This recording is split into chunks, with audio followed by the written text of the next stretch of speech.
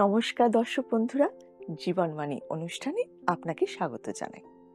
অন্যান্য দিনের মতো আজও আমরা মঙ্গলময় ঈশ্বরের জীবনদায়ী বাক্য নিয়ে উপস্থিত হয়েছি।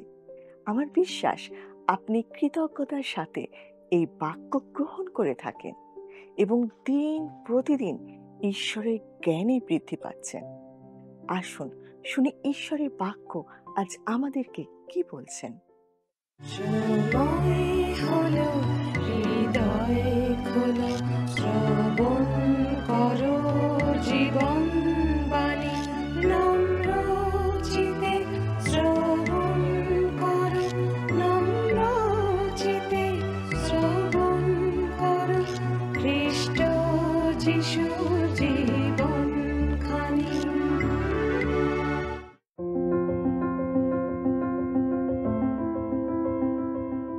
পবিত্র বাইবেলের বিভিন্ন পুস্তকগুলির ধারাবাহিক অধ্যয়নে আমরা বর্তমানে বাইবেলের পুরাতন নিয়মের অন্তর্গত দানিয়েল ভাববাদীর পুস্তক থেকে আলোচনা করছি।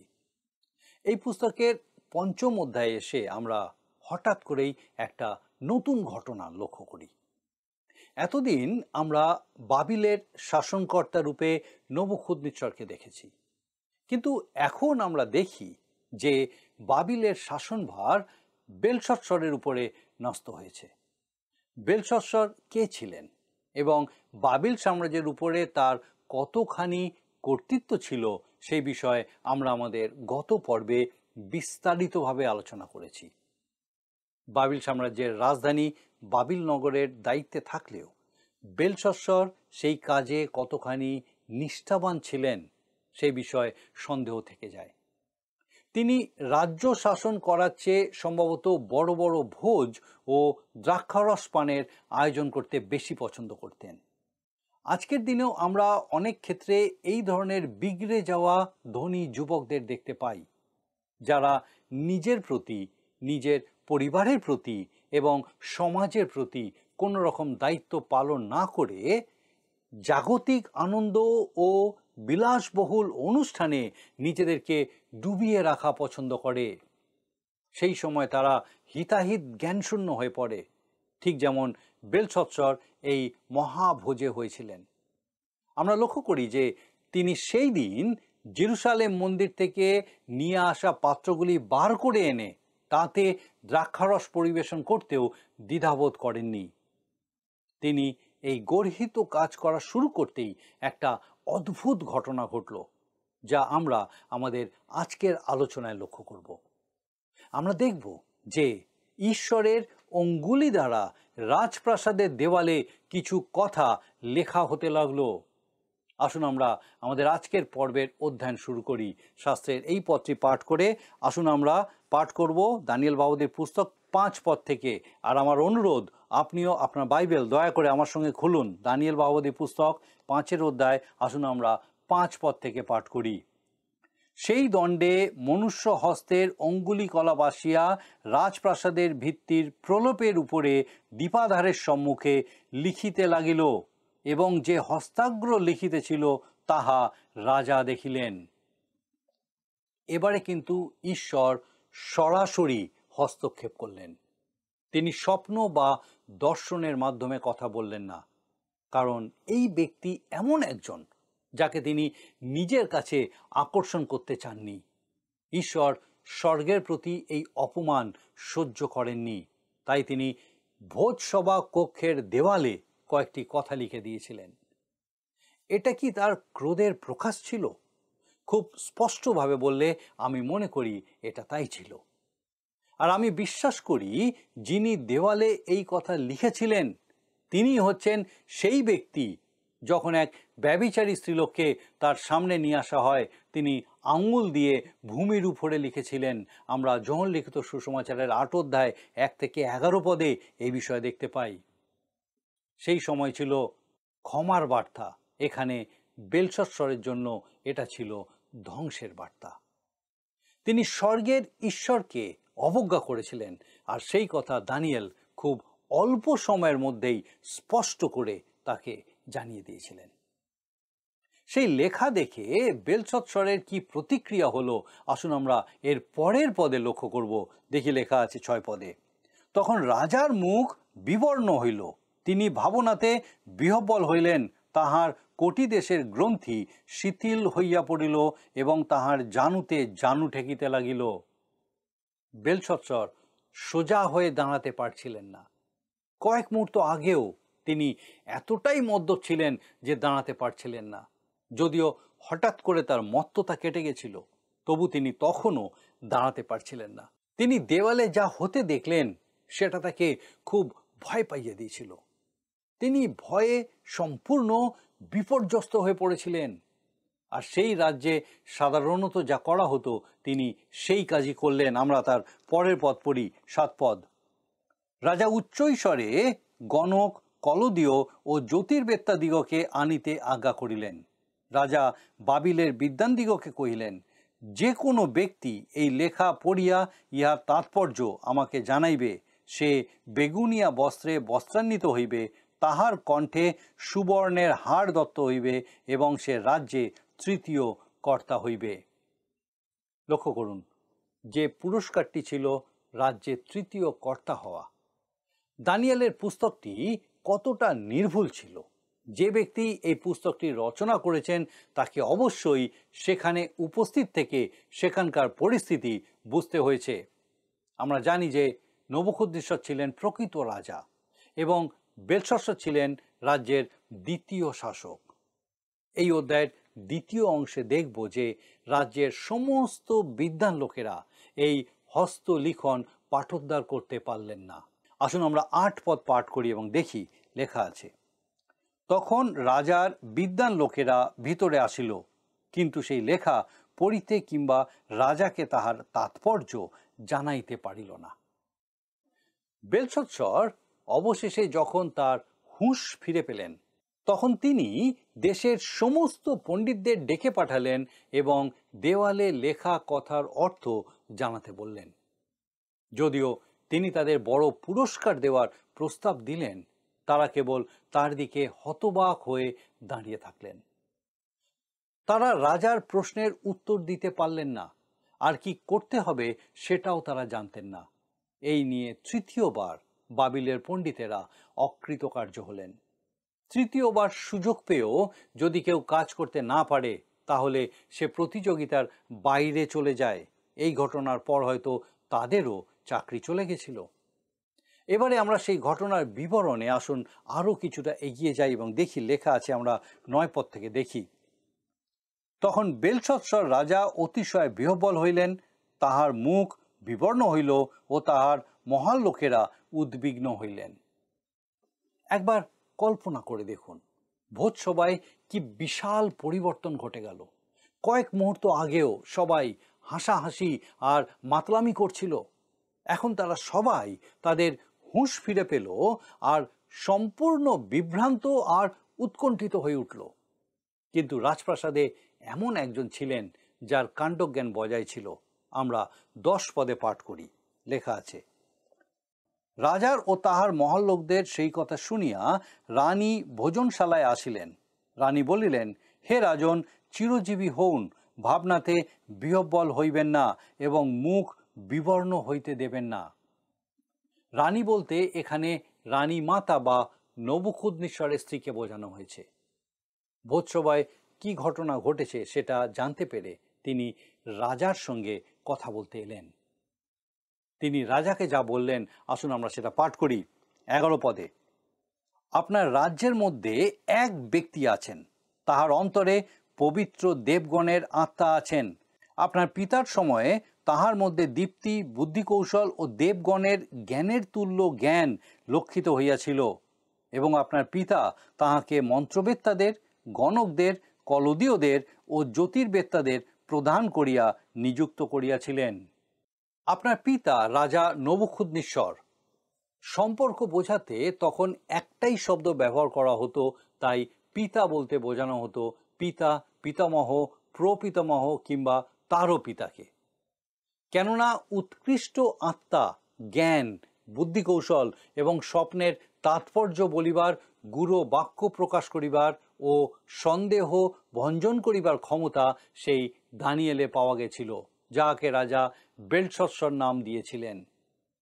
অতএব সেই দানিয়েলকে আহ্বান করা হোক, তিনি তাৎপর্য জানাইবেন। 12 পদে লেখা আছে। রানীমা তার নাতিকে সাহায্য করতে এগিয়ে এলেন, যাতে তিনি এই কঠিন পরিস্থিতি থেকে বের হতে পারেন। তিনি তাকে বললেন, তার রাজ্যে দানিয়েল নামে এক ব্যক্তি আছেন, একজন আত্মায় পরিপূর্ণ মানুষ, যিনি এই লেখার অর্থ ব্যাখ্যা করতে পারেন। আমরা এর পরের অংশে দানিয়েলকে রাজার পুরস্কার প্রত্যাখ্যান করতে দেখব। আসুন আমরা 13 আর 14 পদ পাঠ করি। দানিয়েল তার 5 অধ্যায় 13 আর 14 পদ। তখন দানিয়েল রাজার নিকটে আনিত হইলেন। রাজা দানিয়েলকে কহিলেন, তুমি কি দানিয়েল সেই নির্বাসিত জিহুদি লোকদের একজন, যাহাদিগকে আমার পিতা মহারাজ জিহুদা দেশ হইতে আনিয়াছিলেন? তোমার বিষয়ে আমি শুনিতে পাইয়াছি যে তোমার অন্তরে দেবগণের আত্মা আছেন, এবং দীপ্তি, বুদ্ধিকৌশল ও উৎকৃষ্ট জ্ঞান তোমার মধ্যে লক্ষিত হয়। দানিয়েলকে ডেকে আনা হলো। স্পষ্টতই নবুখুদনিশ্বরের মৃত্যুর পর তাকে রাজপদ থেকে অপসারণ করা হয়েছিল এবং রাজপ্রাসাদ থেকে বহিষ্কার করা হয়েছিল। বেলশৎসর তাকে আরো বললেন, আমরা দেখি লেখা আছে 15 পদ, আর সম্প্রতি এই লেখা পাঠ করিবার ও ইহার তাৎপর্য আমাকে জানাইবার জন্য বিদ্বান ও গণকেরা আমার কাছে আনিত হইয়াছিল, কিন্তু তাহারা লেখার তাৎপর্য আমাকে জানাইতে পারে নাই। কিন্তু তোমার বিষয় শুনিয়াছি যে তুমি তাৎপর্য প্রকাশ করিতে ও সন্দেহ ভঞ্জন করিতে পারো। এখন যদি তুমি এই লেখা পাঠ করিতে ও ইহার তাৎপর্য আমাকে জানাইতে পারো, তবে বেগুনিয়া বস্ত্রে বস্ত্রান্বিত হইবে, তোমার কণ্ঠে সুবর্ণের হার দত্ত হইবে, এবং তুমি রাজ্যে তৃতীয় কর্তা হইবে। বেলশৎসর দানিয়েলের প্রশংসা করে বললেন যে রাজ্যের বিদ্বান লোকেরা যেটা করতে ব্যর্থ হয়েছে, যদি তিনি সেই ব্যাখ্যা দিতে পারেন, তবে তাকে রাজ্যের তৃতীয় শাসক রূপে নিযুক্ত করা হবে। আগে পণ্ডিতদের যে পুরস্কার দেওয়ার প্রস্তাব দেওয়া হয়েছিল, সেই একই পুরস্কার দানিয়েলকেও দেওয়ার প্রস্তাব দেওয়া হলো। কিন্তু পুরস্কারের কথা শুনে দানিয়েল রাজাকে কি বললেন, আসুন আমরা 17 পদে দেখি লেখা আছে। তখন দানিয়েল উত্তর করিয়া রাজার সম্মুখে বলিলেন, আপনার দান আপনারই থাকুক, আপনার পুরস্কার অন্যকে দিউন, কিন্তু আমি মহারাজের নিকটে এই লিপি পাঠ করিব এবং ইহার তাৎপর্য তাহাকে জানাইব। দানিয়েল রাজার সেই দান প্রত্যাখ্যান করলেন। তিনি বেলশৎসরের প্রতি সম্পূর্ণ অবজ্ঞাপূর্ণ মনোভাব দেখালেন। আমি নিশ্চিত রাজা যদি ভয়ে এতটা কাবু না হয়ে পড়তেন, তবে তিনি দানিয়েলের অপমানকে এত সহজে উপেক্ষা করতেন না। আসলে দানিয়েলের এই পুরস্কারের কোনো প্রয়োজনই ছিল না। ওটা পেলেও তিনি হয়তো কয়েক ঘন্টার বেশি উপভোগই করতে পারতেন না। দেওয়াল লিখনের পাঠোদ্ধার করার আগে পিতার অধীনে রাজত্ব করা এই যুবক রাজাকে দানিয়েল এমন একটি উপদেশ দিলেন, যা সম্ভবত ছিল তার জীবনের শোনা শ্রেষ্ঠতম উপদেশ। দানিয়েল আর তখন সেই বৃদ্ধ নবুখুদনিশ্বরের উপস্থিতিতে থাকা যুবক নন। তিনি এখন যুবক বেলশৎসরের সামনে আসা এক বৃদ্ধ। নবুখুদনিশ্বরের সঙ্গেও কোনো প্রজন্মগত ব্যবধান ছিল না, আর এখনও সেটা নেই। আসুন দানিয়েল বেলশৎসরকে কি বললেন আমরা সেটা দেখি। 18 পদ, হে রাজন, পরাৎপর ঈশ্বর আপনার পিতা নবুখুদনিশ্বরকে রাজ্য, মহিমা, গৌরব ও প্রতাপ দিয়েছিলেন। তিনি তাহাকে যে মহিমা দিয়েছিলেন, তৎপ্রযুক্ত সমস্ত লোকবৃন্দ, জাতি ও ভাষাবিদগণ তাহার সাক্ষাতে কাঁপিত ও ভয় করিত। তিনি যাহাকে ইচ্ছা তাহাকে বধ করিতেন, যাহাকে ইচ্ছা তাহাকে সজীব রাখিতেন, এবং যাহাকে ইচ্ছা তাহাকে উচ্চ পদ দিতেন, যাহাকে ইচ্ছা তাহাকে অবনত করিতেন। নবুখুদনিশ্বর ছিলেন এই পৃথিবীতে একজন সর্বময় শাসক। আমি বিশ্বাস করি নবুখুদনিশ্বরের মতো আর কোনো শাসক হয়নি, আর যতক্ষণ না খ্রিস্টারি শাসন শুরু করবে ততদিন পর্যন্ত হবেও না। দানিয়েল বেলশৎসরকে স্মরণ করিয়ে দিলেন কিভাবে ঈশ্বর তার পিতামহের সঙ্গে ব্যবহার করেছিলেন। ঈশ্বরই তাকে সিংহাসনে বসিয়েছিলেন এবং একটি বিশ্বব্যাপী রাজ্য দিয়েছিলেন। তারপর তিনি বেলশাৎসরকে নবুকদনেচ্ছরের সেই অভিজ্ঞতার কথা মনে করিয়ে দিলেন। 20 পদ। কিন্তু তাহার অন্তঃকরণ গর্বিত হইলে ও তাহার আত্মা কঠিন হইয়া পড়িলে তিনি দুঃসাহসী হইলেন, তাই আপন রাজ সিংহাসন হইতে চ্যুত হইলেন ও তাহা হইতে গৌরব নীত হইল। তিনি মনুষ্য সন্তানদের নিকট হইতে দূরীকৃত হইলেন, তাহার হৃদয় পশুর সমান হইল ও বন্য গর্দবের সহিত তাহার বাস হইল। তিনি বলদের ন্যায় তৃণ ভোজন করিতেন এবং তাহার শরীর আকাশের শিশিরে ভিজিত, যে পর্যন্ত না তিনি জানিতে পারিলেন যে মনুষ্যদের রাজ্যে পরাৎপর ঈশ্বর কর্তৃত্ব করেন ও তাহার উপরে যাহাকে ইচ্ছা তাহাকে নিযুক্ত করেন। হে বেলশাৎসর, আপনি তাহারই পুত্র।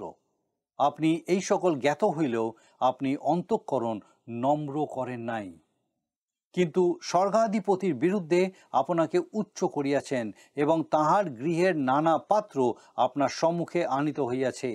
আর আপনি, আপনার মহল লোকেরা, আপনার পত্নীগণ ও আপনার উপপত্নীগণ সেই সকল পাত্রে দ্রাক্ষারস পান করিয়াছেন এবং রৌপ্যময়, সুবর্ণময়, পিত্তলময়, লৌহময়, কাষ্ঠময় ও প্রস্তরময়, যে দেবগণ দেখিতে পায় না, শুনিতে পায় না, কিছু জানিতেও পারে না, আপনি তাহাদের প্রশংসা করিয়াছেন। কিন্তু আপনার নিঃশ্বাস যাহার হস্তগত ও আপনার সকল পথ যাহার অধীন, আপনি সেই ঈশ্বরের সমাদর করেন নাই। এই জন্য তাহার সম্মুখ হইতে এই হস্তাগ্র প্রেরিত ও এই কথা লিখিত হইল। 20 থেকে 24 পদ। দানিয়েল বেলশাৎসরকে একটি অত্যন্ত স্পষ্ট এবং শক্তিশালী উপদেশ দিলেন। ঈশ্বর নবুকদনেচ্ছরকে একটি সাম্রাজ্য দান করেছিলেন, আর তিনি ছিলেন একজন সর্বময় শাসক।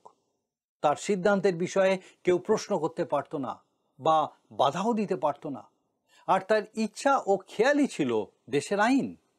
কিন্তু নবুকদনেচ্ছর অহংকারে পূর্ণ হওয়ার পর ঈশ্বর তাকে বিনম্র করার জন্য একটি দুঃখজনক ঘটনার মধ্য দিয়ে নিয়ে গেছিলেন। দানিয়েল বেলশাৎসরকে নবুকদনেচ্ছরের সেই লজ্জাজনক অভিজ্ঞতার কথা স্মরণ করিয়ে দিয়ে যেন তার মুখে ঝামা ঘষে দিলেন। সম্ভবত তিনি ঠিক তাই করেছিলেন। তিনি এই তরুণ অহংকারী রাজাকে স্মরণ করিয়ে দিয়েছিলেন যে তার মদ্যপানের কারণেই বা তার কোনো রকম উন্মাদনার জন্যেই তিনি এমন গর্বিত হয়ে উঠেছিলেন। বেলশাৎসর ছিলেন একজন অহংকারী ও দাম্ভিক মানুষ। যদিও তিনি তার পিতামহের উন্মাদনার কথা এবং কিভাবে তিনি পশুর অবস্থায় নেমে গেছিলেন সেটা জানতেন, তবুও তিনি এই অভিজ্ঞতা থেকে কোনো শিক্ষা নিতে পারেননি।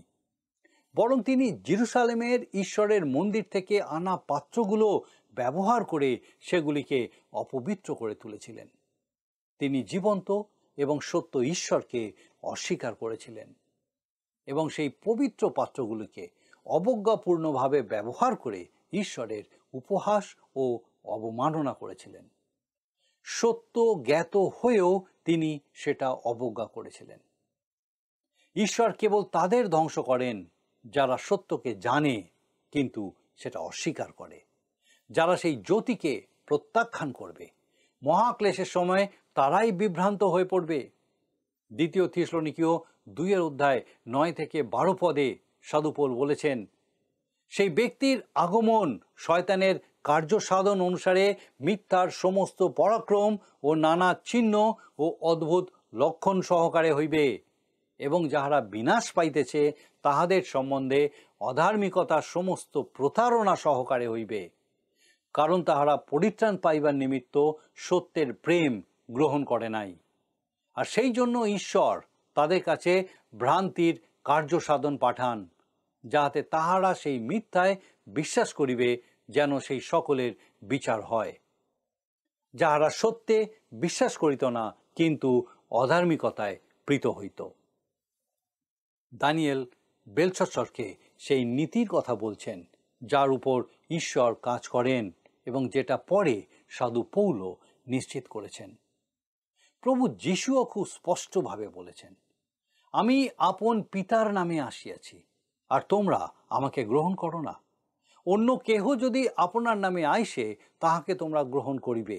যৌনলিখিত সুসমাচার 5:43 জার্মানিতে যারা খ্রিস্টে ঈশ্বরের বাক্যকে প্রত্যাখ্যান করেছিল তারাই আবার হিটলারকে গ্রহণ করেছিল। আপনি যখন সত্যের দিক থেকে মুখ ফিরিয়ে নেন তখন বিভিন্ন ধরনের মতবাদ ও ধর্মীয় গোষ্ঠী আপনার সামনে সম্পূর্ণরূপে উন্মুক্ত হয়ে পড়ে। আজকাল এত রকম মতবাদ আর ধর্মীয় গোষ্ঠী কিভাবে মাথাচাড়া দিয়ে উঠছে! আমরা এত বেশি করে কেন ভ্রষ্ট দেবতাদের এবং শয়তানের আরাধনার সমস্ত কথা শুনতে পাই? এই সমস্ত বিষয়গুলি প্রতিটি জাতির মধ্যে প্রকাশ পাচ্ছে, কারণ জাতিগুলো ঈশ্বরের বাক্য পেয়েও সেটা প্রত্যাখ্যান করেছে। ঈশ্বরের বাক্য আমাদের অত্যন্ত গুরুত্বের সঙ্গে শিক্ষা করা দরকার। আমাদের কাছে উপদেশের অপ্রতুলতা নেই। আমাদের কাছে অনেক মানুষ এসে তারা কি চায় সেটা বলে, কিন্তু নিজে ঈশ্বর কি বলেন, আপনি বা আমি যা মনে করি তার সঙ্গে তার কি কোনো তফাৎ আছে? ঈশ্বর যা চিন্তা করেন সেটাই গুরুত্বপূর্ণ। দানিয়েল তার উপদেশ শেষ করে বলেছেন যে সেই হস্তলিখন ছিল ঈশ্বরের, যাকে বেলশস্সর অবজ্ঞা করেছেন, উপহাস করেছেন এবং বিদ্বেষ করেছেন। কিছু মানুষ মনে করেন যে তিনি হয়তো ক্ষমার অযোগ্য পাপ করেছিলেন। এর উত্তর আপনাদেরই দিতে হবে। আমি কেবল এটুকু জানি যে এখানে তার সত্যকে জানার সুযোগ ছিল, কিন্তু তিনি সেটা প্রত্যাখ্যান করেছিলেন। আমরা আমাদের আজকের আলোচনা এখানেই শেষ করব, কিন্তু তার আগে আসুন আরেকবার যে বিষয়গুলো দেখলাম আরেকবার সংক্ষেপে বিষয়গুলোকে দেখে নিই।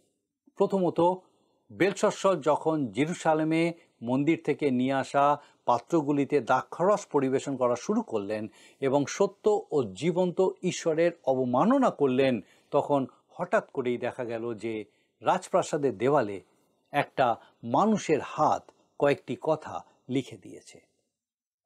দ্বিতীয়ত, বেলশস্সর খুবই বিচলিত হয়ে পড়লেন এবং রাজ্যের সমস্ত বিদ্বান লোকদের সেই লেখা পাঠোদ্ধার করবার আজ্ঞা দিলেন, কিন্তু তারা সবাই সেই কাজে বিফল হলেন। তৃতীয়ত, রানীমার উপদেশ শুনে বেলশস্সর দানিয়েলকে সেই কাজ করতে ডেকে পাঠালেন। তিনি এসে বেলশস্সরকে তার পিতামহ নবুখুদনেছরের জীবনে কি ভয়ানক ঘটনা ঘটেছিল সেটা স্মরণ করিয়ে দিলেন। আমরা আমাদের পরের পর্বে দানিয়েলকে এই লেখার ব্যাখ্যা করতে দেখব। ঈশ্বর কিভাবে তার জীবন্ত বাক্য দ্বারা সচেতনতা নিয়ে আসেন।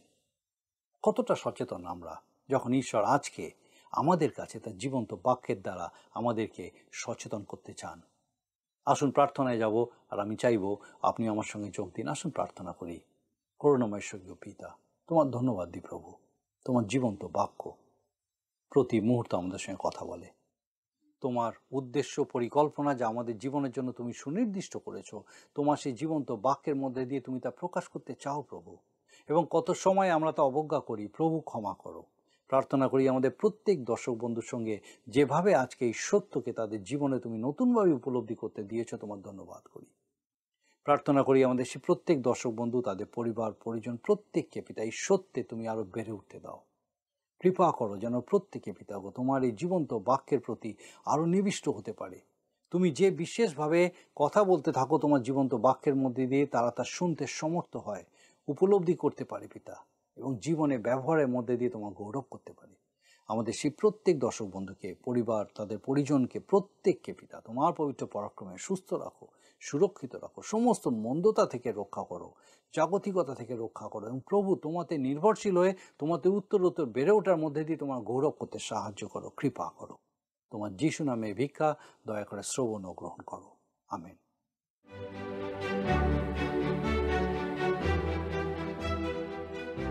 প্রিয় দর্শক বন্ধুরা, আমাদের এই ধারাবাহিক বাইবেল শিক্ষার অনুষ্ঠানটি শোনবার জন্য আপনাকে অশেষ অশেষ ধন্যবাদ।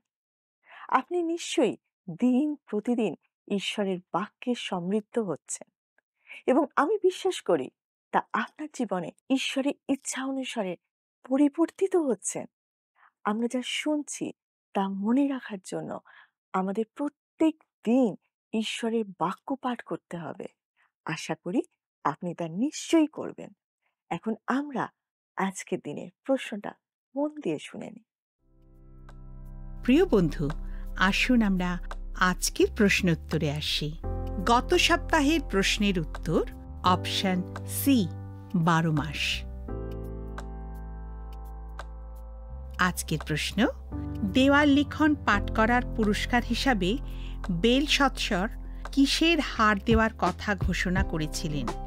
অপশন এ সুবর্ণের, বি রৌপের, সি মুক্তার, ডি হীরের।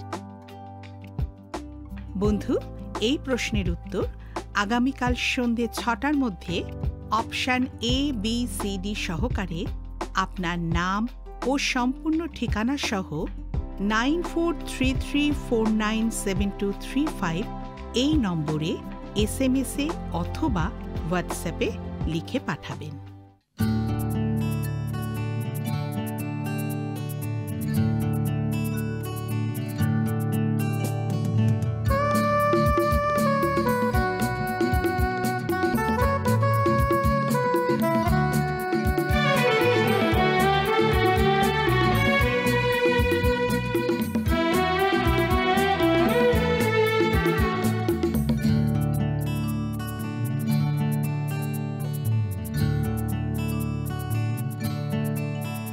ওহে শ্রান্ত জন, ওহে ভ্রান্ত জন, এসো হে যিশুর কাছে।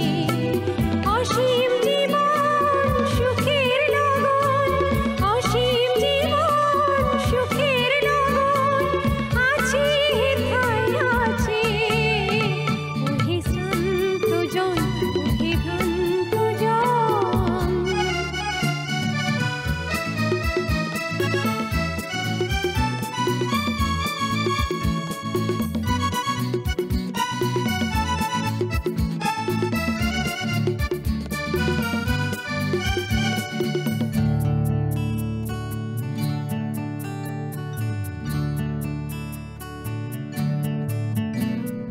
জগতের মোহ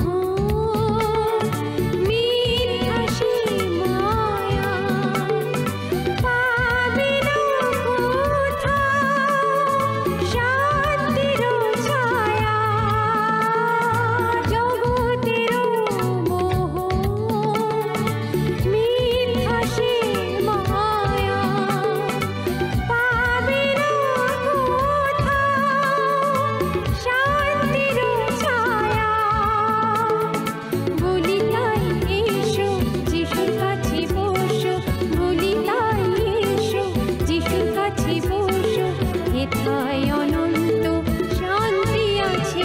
ওহে শ্রান্ত জন, ওহে ভ্রান্ত জন, এসো হে যিশুর কাছে।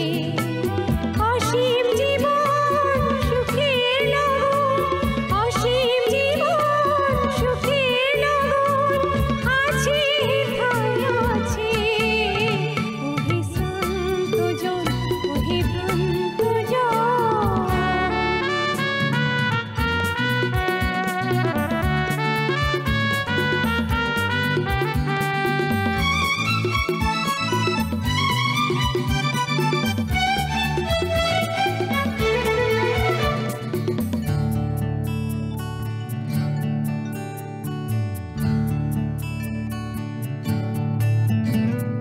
পাপের যত বোঝা যিশুর পায়ে রাখো, পবিত্র অন্তরে যিশুতে থাকো।